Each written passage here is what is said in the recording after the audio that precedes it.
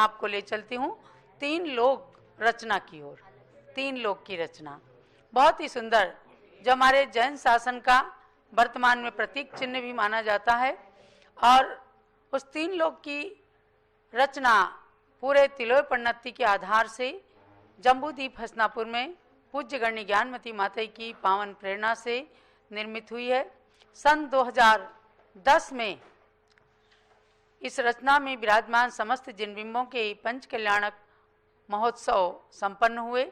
इस रचना के अंदर कुल लगभग 450 प्रतिमाएं हैं और इसमें नीचे से ऊपर तक लोग जब दर्शन करते हैं, सबसे नीचे निगोद दिखाया गया है, जो नित्य निगोद है। वहाँ पर एक श्वास में 18 बार जन्म मरण करने वाले नित्य निगोदिया जीव रहते हैं। उससे ऊपर 7वां, 6ठा, 5वां, चौथा, तीसरा, दूसरा और पहला, ऐसे 7 नरक हैं।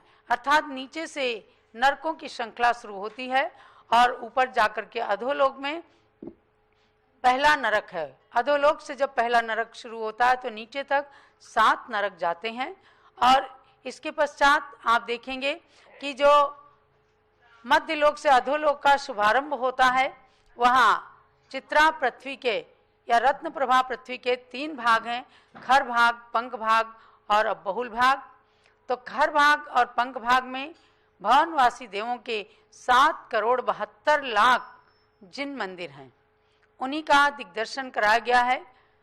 अनेक सुंदर सुंदर स्वर्णिम जिनालय इस अधोलोक में स्थित हैं, निर्मित किए गए हैं और उनमें विराजमान समस्त भगवंतों को नमन कीजिए।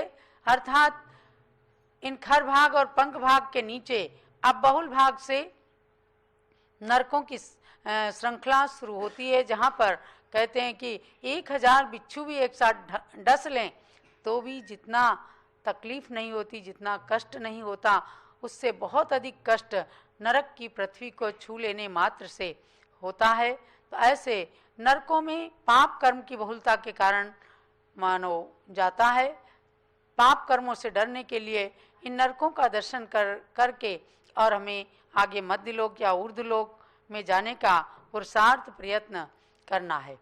अब हम चलते हैं मध्यलोक में। मध्यलोक में बहुत ही संक्षेप में इसके अंदर 13 दीप की रचना दिखाई गई है। मध्यलोक की रचना जिसमें 5 मेरु भी बने हैं और अनेक जिन मंदिरों के माध्यम से मध्यलोक का दिग्दर्शन कराया गया है। और इसकी बृहत रचना 13 दीप की रचना जो हमने आपको कल जिसका दर्शन कराया था वो तो है ही। इसी मध्यलोक में सूर्य, चंद्रमा, ग्रह, नक्षत्र, तारे, इनके लटकते हुए विमान भी दिखाए गए हैं, जिनसे पृथ्वी पर दिन और रात की व्यवस्थाएं चलती हैं। यानी जैन धर्म के विज्ञान के अनुसार सूर्य, चंद्रमा, चांद, तारे ये सब घूमते हैं और पृथ्वी पर इनके निमित्त से ही दिन और रात की व्यवस्थाएं चलती हैं। ये थोड़ा सा वर्तमान के विज्ञान और जैन विज्ञान के अंदर अंतर है, लेकिन केवली भगवान के मुख से ये सब रचनाएं हमें प्राप्त हुई हैं। इसलिए हमें जानना है कि मध्यलोक में ही सूर्य, चंद्रमा के विमान हैं और वे नित्य ही मेरु की परिक्रमा लगाते हैं और दिन रात की व्यवस्था इनसे चलती है। अब हम चलते हैं आगे ऊर्ध्वलोक में। ऊर्ध्वलोक में 16 स्वर्ग हैं। 16 स्वर्गों की व्यवस्था ऐसी है कि एक स्वर्ग जो दिखाया गया उसमें 2 पटल होते हैं, एक दक्षिणेंद्र का, एक उत्तरेंद्र का। अर्थात सौधर्म ईशान का एक पटल पर 2 स्वर्ग हैं, सौधर्म स्वर्ग, ईशान स्वर्ग। ऐसे 8 पटलों में 16 स्वर्ग हैं। उसके बाद 9 तल्ले दिखाए गए हैं, 9 मंजिल, जिसमें 9 ग्रवेयक की व्यवस्था है। यानी कि कल्पवासी देवों के अतिरिक्त जब ऊपर जाते हैं तो 9 ग्रवेयक होते हैं, उनमें देव उत्पन्न होते हैं। उसके ऊपर 9 अनुदिश है, उसका एक ही भाग है जिसमें 4 दिशा में, 4 विदिशा में और एक बीच में, ऐसे 9 अनुदिशों के विमान हैं। उनमें जिन मंदिर में भगवान विराजमान है और सबसे ऊपर 5 अनुत्तर, 4 दिशाओं में विजय, वैजयंत, जयंत और अपराजित, और बीचों बीच में सर्वार्थ सिद्धि विमान है, जिसके अंदर एक भवावतारी इंद्र ही जन्म लेते हैं, उनको कहते हैं अहमिंद्र। और बस वो मनुष्य गति में आकर के दीक्षा लेकर के मोक्ष को प्राप्त कर लेते हैं। ये कुल मिलाकर के अधोलोक में 7,72,00,000 जिन मंदिर, मध्यलोक में 458 जिन मंदिर, और ऊर्ध्वलोक में कितने हैं? 84,97,023 जिन मंदिर हैं। इस प्रकार से 8,56,97,481 जिन मंदिरों का विवरण हमने आपको बताया है। इन सब में 108 जिन प्रतिमाएं विराजमान हैं, उनको भावों से नमन कीजिए। और इसके ऊपर सिद्ध शिला है, जो उत्तान कटोरे के समान और उल्टे छत्र के समान मानी गई है, और सामने से जो अर्धचंद्राकार दिखती है।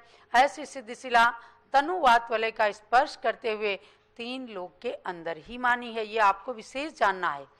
और उस सिद्ध शिला पर पद्मासन एवं खड्गासन मुद्रा में सिद्ध भगवान की प्रतिमा विराजमान है। यद्यपि वे अदेह होते हैं, शरीर से रहित होते हैं, लेकिन उनकी प्रतिमाओं का जो चित्रांकन किया गया है, तो जिन प्रतिमाएं विराजमान की गई हैं, और ये जानना है कि दिगंबर जैन परंपरा में खड्गासन और पद्मासन, इन 2 मुद्राओं से ही मोक्ष जाने की परंपरा है।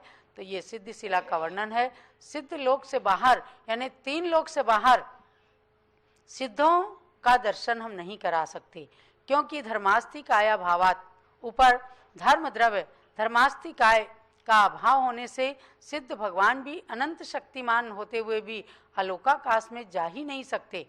इसलिए 3 लोक के अंदर ही तनुवात वाले का स्पर्श करते हुए वे भगवान, सिद्ध भगवान विराजमान हैं। ये आपको 3 लोक की रचना आगम के परिप्रेक्ष्य में दिखाई गई है। जिनको कभी भी 3 लोक की रचना बनाना हो, तो हस्तिनापुर के इस 3 लोक का दर्शन जरूर करें।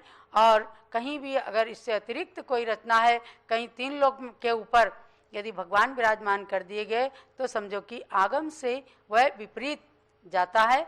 इसलिए अपने आगम का जरूर ध्यान रखना। ये 3 लोक का दर्शन मैंने आपको कराया है। और जब भी आप जम्बूद्वीप हस्तिनापुर में आएंगे, तो आपको इस रचना का दर्शन करके बहुत ही प्रसन्नता की अनुभूति होगी।